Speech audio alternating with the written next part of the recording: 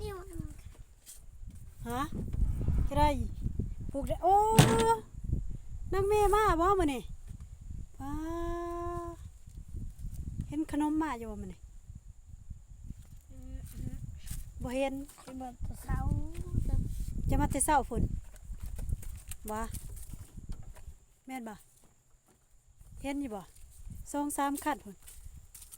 บ่มันบ่ได้เข้ามานะ มื้ออื่นเปิดประตูดีๆเด้อมื้ออื่นเด้อจังนั้นมันสิเพก่อนยินบ่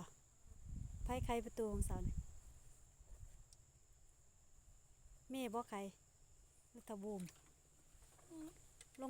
งจะได้ตกหันลงโอ้มีแต่เกือบโบกเนาะ โอ้บ่ไปใกล้เด้อนะรถเด้อยานมันอันนี้เด้อยินบ่ ได้ดับ ฮะ ให้ดับ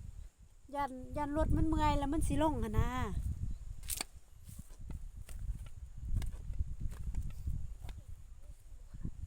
หืม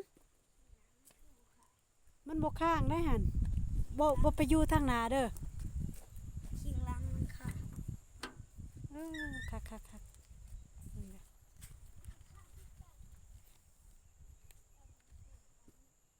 เข้ามาในพี่จะน้อยเขาว่าขนมเด้อก็จังไปรัดอีก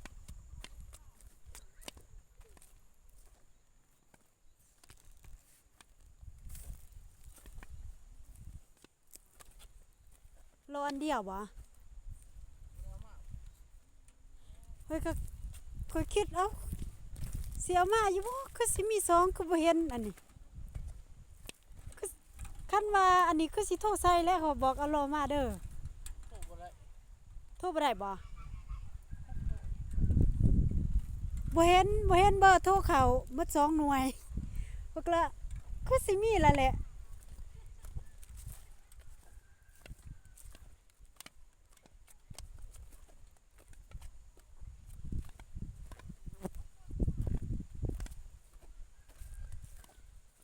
มื้ออื่นเอามาให้ก็ว่า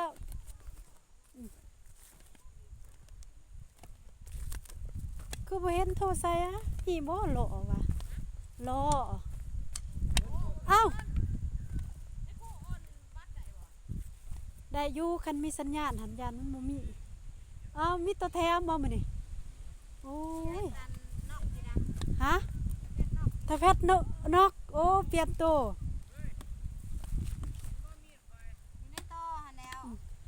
คือว่าเอาไปบ่หรือบ่เอาคือสิมีแล้วแหละคือบ่เห็น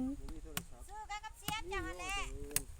บ่สดเอาก็คือสิได้ทูบเบอร์มันคือสิไปอยู่หั่นนะบ่ได้บ่เอาคืนบ่ ได้กังเตี้ยมันชัดบ่ กลางเตี้ย กังเตี้ยมาปลูกเรียบพอค่ะ โอ้ว่าพอแล้วยานมันสิเก็บบ่ไหว้ เตี้ยบ่จะกลางเนาะมันพันไป ท่านไปจะซื้อแนวอันนี้บ่ แนวอ๋อมาแต่ขึ้นสนุก โลเท่าใด เช้าป้ายบ่หมักแดงคอย เข้าไปเข้าไปเข้าไป หมากมันหันใหญ่คือหมากกาแฟหน่อยได้ ใหญ่คันเฮาเอาได้คันเฮาเอาบ่ได้ก็บ่ใหญ่เด้ออันนี้เด้อว่าเรื่องกระเพศนี่พันธุ์เก่าดังเดิมมันสิดีที่สุดคันว่าสำหรับพวกเฮาปลูก ใช่แล้ว พูดไปเบิ่งแล้วแถวหน้องเคืองแถวห้วยกองเขาจะปลูกเป็นพันธุ์เตี้ยบัดนี้เฮานึงทึนเฮาบ่หลายเฮาปลูกธรรมชาติมันสิบ่ได้กินเพราะว่ามันกินฝุ่นมันกว่ากระเพาะน้อยอีกกอมัน หม้อกินหม้อใส่กาแฟหน่อยแล้วมัน อืมคันว่าเฮาสิใส่น้ำกระเพาะน้อยนี่ได้ สามบางตัวก๊กหนึ่งสามบาง อืม ก๊กหนึ่งของป้านะ เฮาก็คือสิบ่ได้ใส่แล้วแหละเบี้ยเท่าใดหั่นของเจ้าใส่อยู่บ่อยู่ให้คดน้อยจ้านะสิบ่ท่วมแล้วบ่ไปหางัวหันมีแต่แย่งอยู่หั่นแหละดินก็งามกระเพาะก็งามแค่มห้วยบ่มีหม่องติโซเขาว่า เอาไปสิได้เล่นปีนี้แหละ เสียดายเด้โอ้ยเนาะเขาว่าบุญวาสนาไผมันอีหลีเนาะได้ดินน่ะงาม ก็วิ่งสิเปลี่ยนโตแต่ละคนเจ็บขา ไผ ปล่อยแน่ เปลี่ยนไผเจ้ามาหมดละ5คนทวูมก็มาแล้ว พี่อันนั้นมา เมื่อกี้ผู้ลูกผู้นั่งเจ็บ เออ โอ้ยปวดหัว ให้นางหัตถซ้อนบ่เปลี่ยนโต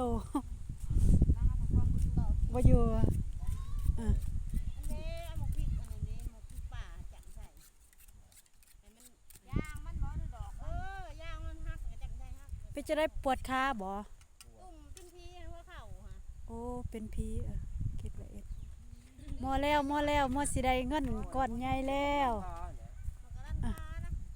ไปจักรยานแง่ๆไปบ่ได้ หมอแล้วหมอสิถือเลขเลย ได้ดอกฟ้าว่าเข้าออกก็ได้ จะได้สิได้แถมกระตูบบัดนี้ ฮะ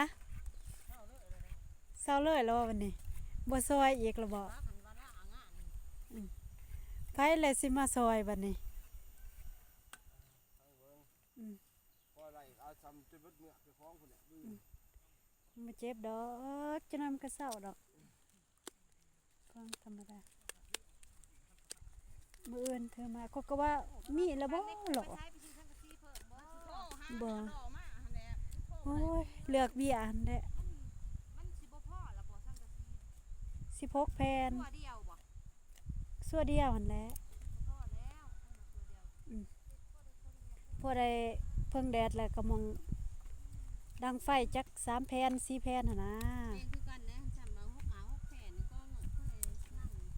คนน้อยเพิ่นได้เฮ็ดแล้วบ้านนั้นบ้านนี้ นี่แหละจังว่าสิหาผู้บ่าว4คน เพราะว่าแถมกระตูบลังหนึง ตาเพชรก็ลาผักแล้ว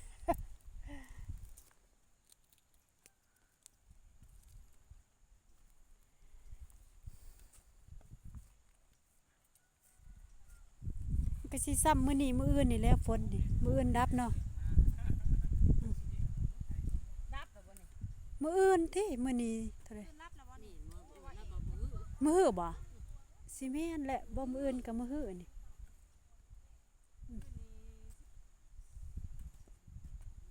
มื้ออื่น10เท่าใด11บ่หรือ12 เจ็ดวันที่ยังไงนะเห็ดหัวที่วัตถุหมองเนี่ยอยู่นี่เขาจะว่าเฮ็ดปวกออกเนาะมีแต่สิ ตัวคันป้าว่าให้กินได้ มีแต่สิบอกในบ้านเพิ่นว่าผู้ใดเขามาหานี่ต้องแบ่งครึ่งให้เจ้าของ เอาไปให้อยู่เฮือน ย่องไว้ในพวกกระตู้ดอก ตัวเองคือสิบ่ทันหมู่แล้วแหละ ได้ตาหนึงสิป้าตาหนึง แนวนั้นนั่นแหละคันมันหกมันก็บ่ออกเด้ข่อยทางเรียบร้อยให้มันอันนี้มันจังออกมาหาก็บ่ทันเขาล่ะ ท่านผู้อยู่นอนกับบ่ได้ อืม มีแต่ของเขานอนกับเขาก็ลุกขึ้นมาเขาเลาะล่องอืม ข่อยนี่นอนกับกะยาได้ข่อย นอนกลับก็บ่ทันหมู่ดอกข่อย ข่อยบ่ทันข่อยตื่นสวย คือกัน ข่อยนอนตื่นสวยนะ นอนตื่นสวยข่อยหั่นม่วนมาเอาเฮ็ดจนฮอดเขาว่าเสาเฮือนยังบ่จัก รับมื้ออะ เออ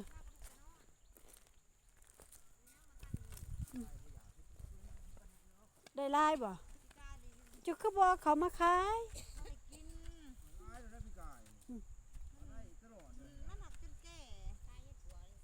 ย แกกะเขาซื้ออยู่นะ พอได้กินนั่นเถากายละมานได้ไปหาได้ได้มันเคยไปกระต้าแล้วก็ได้ เนาะ กาย เนี่ยก็มอกายพอดีกับเข่งหนึ่ง ไปเหยี่ยงเอาบ่ วันเดียว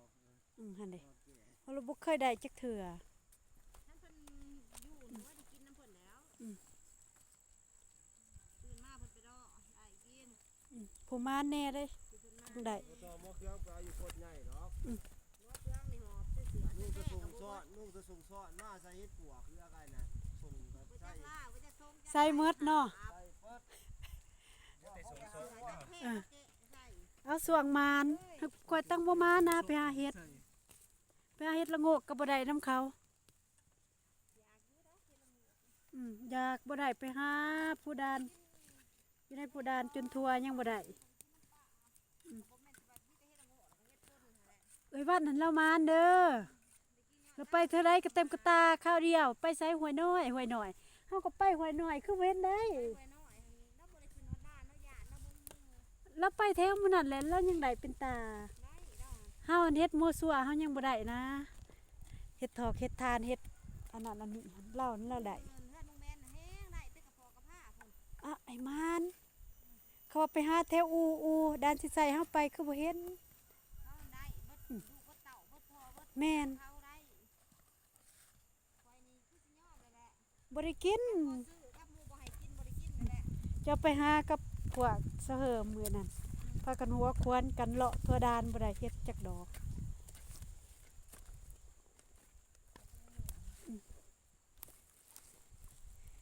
พอดีเฮ็ดแล้วแหละเวียกมื้อนี้เนาะ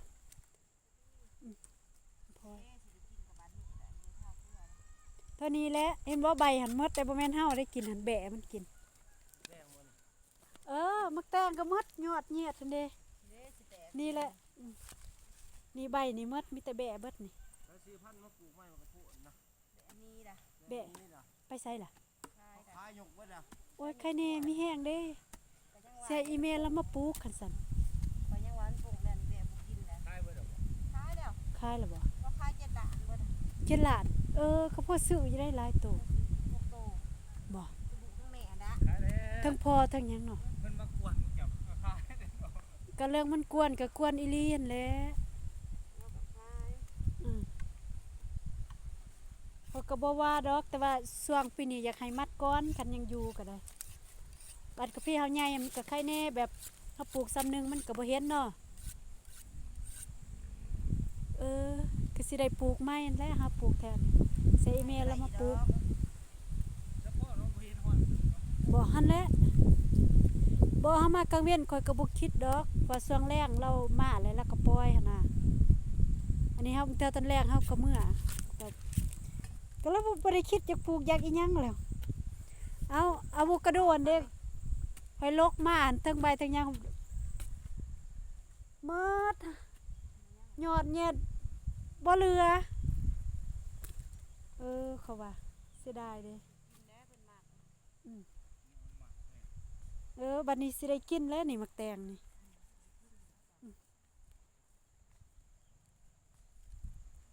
ในข้าวโพดก็ยังน้อยเดียวหนึงแม่ละซื้อทงละแสนใส่แล้วมาปลูกเพราะกะลาอยู่หักคันมันเกิดก็เอาบ่เกิดก็แล้วเนาะ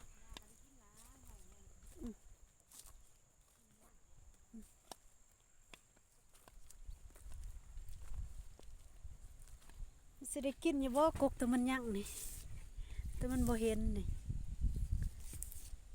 เมื่อวานนี่เขาก็ปลูกอยู่ได้หมักแตงหั่นปลูกอันนี้ซื้อมันเกิดก็เอาบ่เกิดก็แล้วนะโอ้ยของเสะเฮิมเอาให้ตอนนั้นเขาปลูกประมาณ10 คุ้มพอดีเมื่อวานนี่5 คุ้มบ่3-4 ไร่นี่แหละว่าเจ้าเอาให้ก็จักสิได้กินได้บ่แล้วแบะมันกินเบิด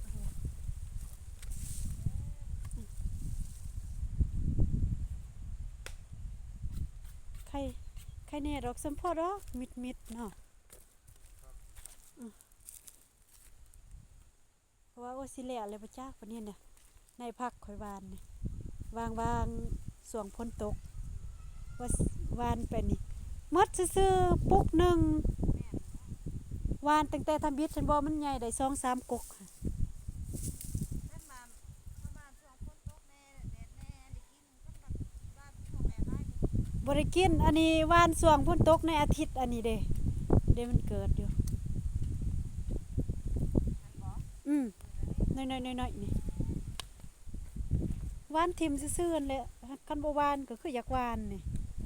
ในพักก็มักแพงๆนึงซื้อก็ได้ค่อยอีเมลเราเมียนปุกหนึงเบิด ได้แล้วมันจะเป็นบกที่ยังบ่มีก้อย แม่นคันมันลายมันก็สิเหลืออยู่ดอกเนาะ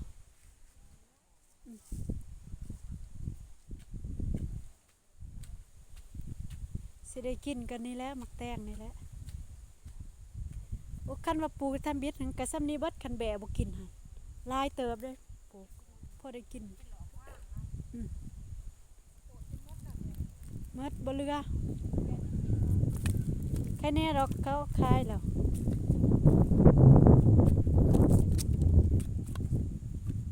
เดี๋ยวมันก็เริ่มปงเลยเด้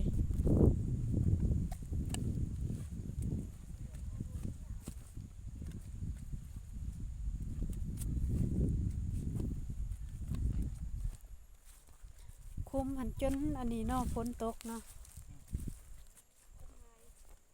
ตกลายมือได้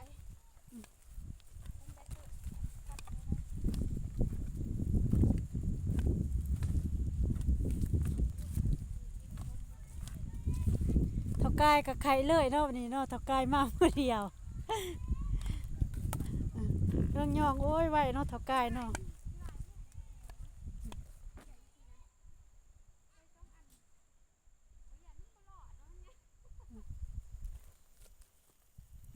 เบียร์ลายอยู่ โอ้จะบ่ได้เอาแต่ตัวงามมากกะเองได้เนาะเบียร์นี่เนาะ แม่นกะเอง ยัง เลือกไปเลือกมากกะเรือนี่ก็จับไปอีกจังสัน ยังออกจังซี่นะซื้ออีกเบียร์เลย โอ้กับพ่อใดอันนี้อยู่เลยเบียร์ เขาวะ จักโมงค่อยมาก็10 โมง 7:30ละ 7:30เมื่อยกับพักตัวไรทงมันอยากแตกแล้วมันอยากเคี่ยวเนาะ ลูกผมมันก็บ่เกี่ยวหรอกใจขี้กล้าก็อยู่หั่นมันจะถอนยอดเพิ่นอ่ะ ถอดมันและบ่ อันนี้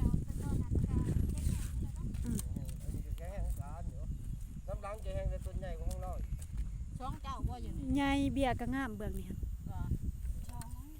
อืมเบิ่งนี้เบียร์งามกว่า เมืองลุ่มเจ้าหนึงเมืองเทิงเจ้าหนึง ต่างกันเนี่ย ของเพิ่นปลูกแล้วแต่เฮิงเด้อเพิ่นบ่ได้คิดแก่เนาะตาย อืม เบียร์แก่ แกแล้วปลูกทากล้าทาดินได้จักยามใดสิได้ เจ้านี่เสียได้ดินงามมันเสียเฮ็ดปลูกเบียร์บ่งาม อืมเบียร์นี่บ่งาม เบียร์ผู้ที่ปลูกวะ เนี่ยนี่หน่อยเนาะสำนี้นะนี่เนาะ ก็ เบียร์น้อยซำนี้มันก็มีอยู่มันผัดบ่หลายเบียร์น้อยกว่านี้ก็มีแบบว่ามันบ่หลายเอ อัน อ นี้เพื่อมันสิ เพราะใช้มาปีหน้าเราก็เก็บหมากด้วย เบียร์น้อยซ้ำคืบ1 2คืบก็มี ซ้ำมานี่ บ่ได้เอาพุ่นเด้เด้ในรถหันเบียร์น้อยหั่นเอามาหันเด้เบียร์น้อย เ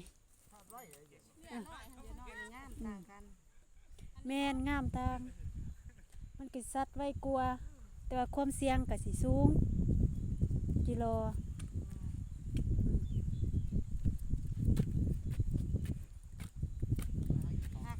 หากคันถ้าแท้ว่ามันแตกง่าแล้วให้มันงามนะกับบ่ได้ใหญ่นะ บ่ยาก ทันบ่พอปี2ปีเฮาก็ได้เก็บล่ะ แต่ว่าตัวนี้หันมันนับมือแต่ว่ามันอยากแตกงาโลดแต่ว่าตัวนั้นมันต้องกำลังสัตว์ใหญ่จังซั่นตำมะคุงบ่มะคุงก็หายากปีนี้บ่มีมะคุงกิน ได้บ่ปกติหั่นแม่ตายออกก็ออกจักโมงเลยเด้ พอทบอย11:30 ออกก็ออกไป อืม นี่เบียร์ อ่ะอันเด้เอามาอันมิด เฮ็ดบ่สัตว์ งามเลยเบียร์เพิ่นคุ้มเด้ เรียบได้ได้หัวไปเหยียบเบิ่น อันเด้เบียร์น้อยของเฮามันก็สิจอยเพราะว่ามันอยู่โฮมสองมาเฮาก็บ่ได้คุ้มหั่นนะ แบบธรรมศาสตร์ซื่อๆขอโคตรขี้ไก่2-3เทื่อเท่านั้นของเขาคุ้มอีหลีอืมบำรุงของเฮานี่ดินกับธรรมศาสตร์เบียร์กับธรรมศาสตร์แล้วมันสิบ่ได้ซ้ำหมู่หั่นแหละซ้ำอันนี้ โอ้ยเดี๋ยวขึ้นหลายบ่ขึ้นดอก โอ้ยจักลายจะย่างแหละ ทมพุ่นนี่ก็ ขวดหันขวดนี้คือกันนั่นแหละ